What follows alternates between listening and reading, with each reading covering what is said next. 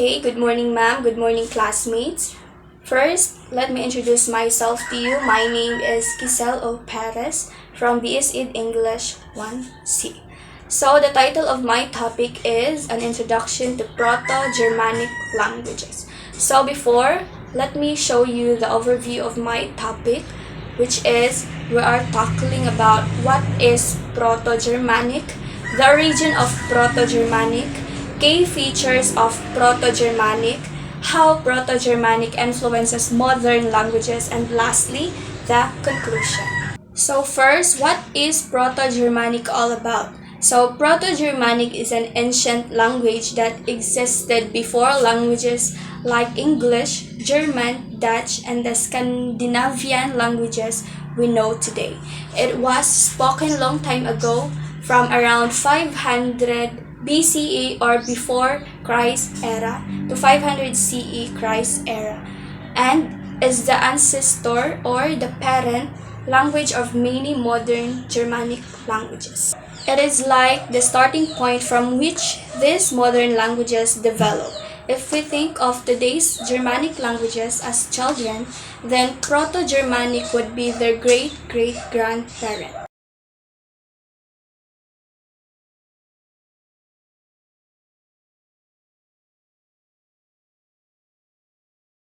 Okay, now let's proceed to the origin of Proto-Germanic. Proto-Germanic belongs to the larger family of languages called Indo-European, which includes many other languages spoken in Europe and parts of Asia, like Latin, Greek, and Sanskrit. Proto-Germanic came from a very old language called Proto-Indo-European, which was spoken thousands of years ago. Over time, the Germanic tribes, people who live in the northern Europe, started to speak their own version of these ancient languages. This version became what we call now Proto-Germanic. Proto-Germanic developed when these tribes broke off and began to speak their own unique language, different from other Indo-European languages. Okay, now let's proceed to the key features of Proto-Germanic: sound changes. One important thing to know about Proto-Germanic is that the language changed how some sounds are spoken. This happened in specific patterns, and two important rules explain these changes. So, Grimm's law. This rule explains how certain sounds change when Proto-Germanic developed from Proto-Indo-European. For example, the sound P in Proto-Indo-European turned into F in Proto-Germanic. So the Latin word pater, meaning father, became the German word vatir. The sound T in Proto-Indo-European turned into a TH sound in Proto-Germanic. For example, the Latin word tres, meaning three, became the English word three. Sound key in Proto-Indo-European became H in Proto-Germanic. For example, the Latin word centrum, meaning hundred, became the English word hundred. These sounds changes are important because they show how Proto-Germanic sounds were different from other Indo-European languages. Now let's go to the key features of Proto-Germanic and their grammar. First, nouns.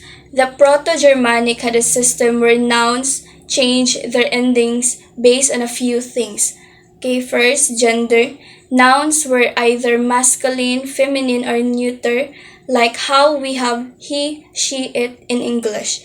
So, case, noun change based on their rule in the sentence. For example, in German today, you can see how nouns change in different cases, like their hand for the dog in the nominative case and this Handes for the dogs in genitive case. So Proto-Germanic had similar changes. Okay, now let's go to the verb. Verb in Proto-Germanic changed depending on who was doing the action, like I am versus he is in English. They also changed based whether the action was in the past or present. So infinitive form. This is the base form of the verb, like Taran in English, in Proto-Germanic it means renan. How it changes. In Proto-Germanic, when you conjugate the verb, it changes depending on who is running. So let's take a look of how it changes. So who is running? So first person singular, or in Proto-Germanic, ranan or I ran. Then second person singular means ranes or you ran.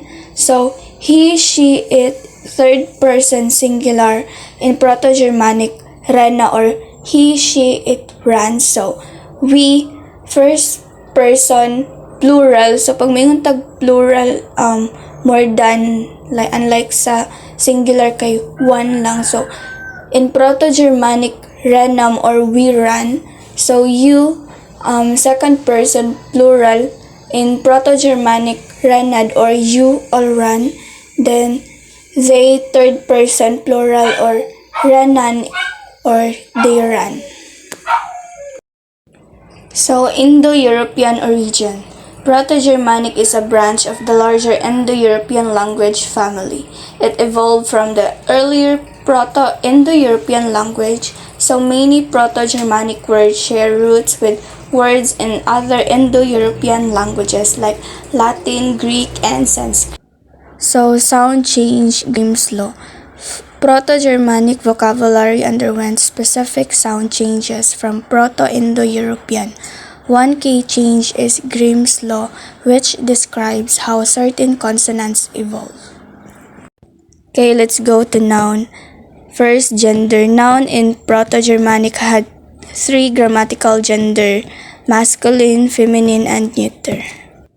Cases. Proto-Germanic had 4 grammatical cases: nominative, accusative, genitive, and dative. The case of the noun tells you how it functions in a sentence. Declension. Nouns were declined based on gender and case, meaning their endings change depending on the rule in the sentence, like how in English we add s for plurals. So there are 2 types of verb: strong verb and the weak verb. So strong verb, this change vowel in the past tense. For example, in English today, run becomes ran, R-A-N, and that is the strong verb. Weak verb, this added endings to show the past tense. For example, in English, work becomes work with ed, and that is the weak verb. So now let's go to the pronouns. Just like in English, you, he, she, it, Proto-Germanic also had pronouns that change based on the case, nominative, accusative, etc. Loanwords.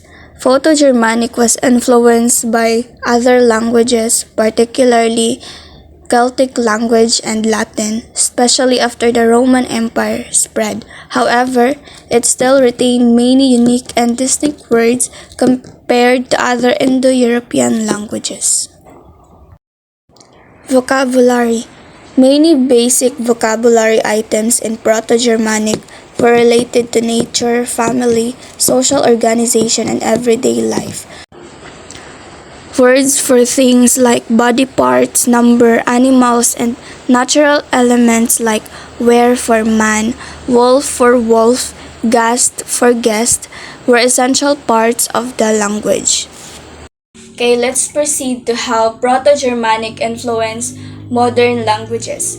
Languages derived from Proto-Germanic, the modern language we speak today like English, German, Dutch, and the Scandinavian languages, or the Swedish, Danish, Norwegian, all come from Proto-Germanic.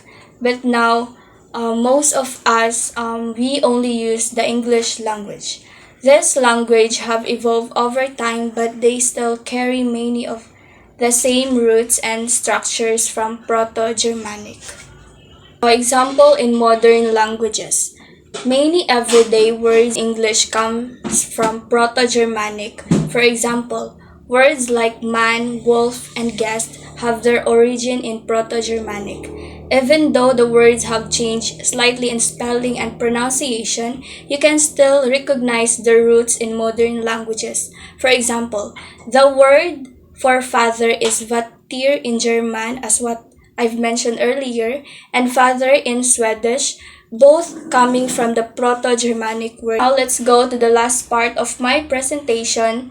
So we all know that Proto-Germanic is the ancient language that led to many of the languages we speak today, like English, German, Dutch, and the Scandinavian languages.